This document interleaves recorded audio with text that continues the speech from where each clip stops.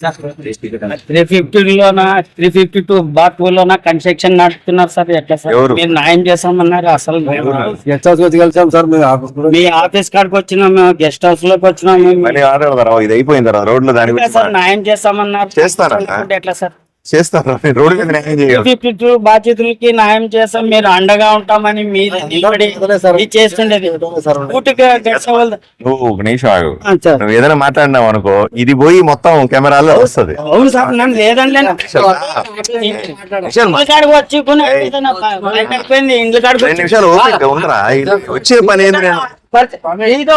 కడుపు పట్టుకొని తింటున్నారు. వాళ్ళని ఎవరు నిలదీసి అడిగేవాళ్ళు లేరు తెలుసా? బీద వాళ్ళది నిలదీసి భూ కబ్జాలు చేస్తున్నారు, మద్దతులు ఇస్తున్నారు, నిలదీసి అడిగేవాళ్ళు ఎవరైనా ఉంటే మాట్లాడేది. మేము ఇది చేస్తాం అది చేస్తామని చెప్పుకుంటారు కానీ ఎవరే కానీ పాటించలేదు. 15 సంవత్సరాలు అవుతున్నది 352 సర్వే నంబర్. ఇప్పుడు కన్స్ట్రక్షన్ నడిచింది. నేను ఉండండి అంటున్నాడు. సార్ ఏం చెప్తాడు? అవ్వనా సార్కి 4 సార్లు పోయి ఇంటికాడే పోయి అడిగినాను. సారు ఏరే ఊర్లో ఉన్నాను, నేను వస్తాను అన్నాడు. కన్స్ట్రక్షన్ నడుపుతుండేది 352 సర్వే నంబర్ లోనా పార్ట్ 2 లోనా ఇది కన్స్ట్రక్షన్ నడుస్తుంది. అక్రమాలు డాక్యుమెంట్లు సృష్టించి ఆదోన్లోన 352 సర్వే నంబర్ లోన చాలా కట్టడాలు జరుపుతున్నామన్నా. దయచేసి మీరు సహకరిస్తే మీడియా మిత్రులంతా మా భూములు మా జాగాలు మాకు వస్తాయి. లేదు ఇట్లే ఉంటే గిన ఆదోని డెవలప్మెంట్ కాదు, అవినీతికి పునాది, ఫస్ట్ పునాది అంటే ఆదోని. మీరు కెమెరామెన్లు అందరూ కూడా దయచేసి ఈయన బాధను పట్టించుకోండి. 24 గంటలు మీరు ఆయన బాధపడతా ఉన్నాడు. బాధగా సార్ అన్న, ఇక్కడ ఒక్క నిమిషము ఆల్రెడీగా 5 నిమిషాల్లో ఇన్ఫర్మేషన్ పోతుంది. ఆల్రెడీగా ఇన్ఫర్మేషన్ 5 నిమిషాల్లో పోతుంది.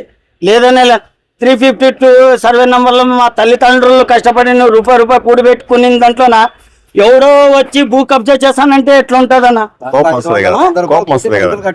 గంటల ప్రకారంగా రూపాయి కూడి పెట్టింది భూ కబ్జాలు చేస్తే ఎట్లా ఉంటారు మీరు? అదే మీ ఇల్లు కబ్జా చేస్తే ఎవడన్నా మీరు ఊకుంటారా చెప్తున్నా.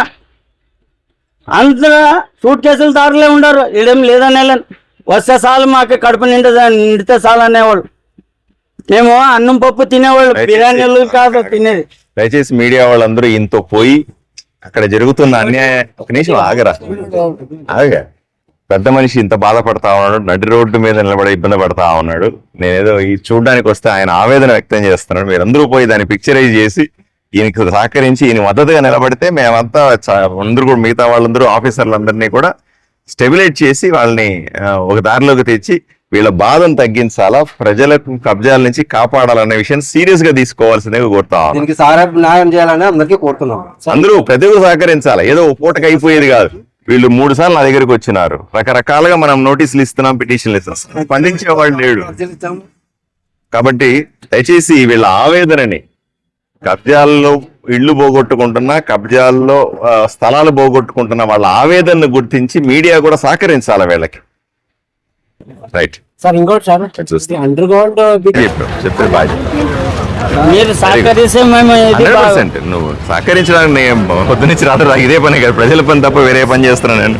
2 ఏళ్ళు అయింది సార్ మీకు ఇచ్చుకుని, 2 ఏళ్ళు అయిపోయింది సార్ పేపర్లో. ఫస్ట్ మీరు గెస్ట్ హౌస్ లో ఉన్నప్పుడు వచ్చి ఇది చేసినాం సార్. మళ్ళీ తర్వాత ఇంటికాడ వచ్చినాం, ఎస్కడి కాలనీ కాడ వచ్చినాం. చూసేసి లైటింగ్ లేదు, అండర్ గ్రౌండ్ ఉంది. నేను ముందే చెప్పా కదా అందరికి సహకరించమని.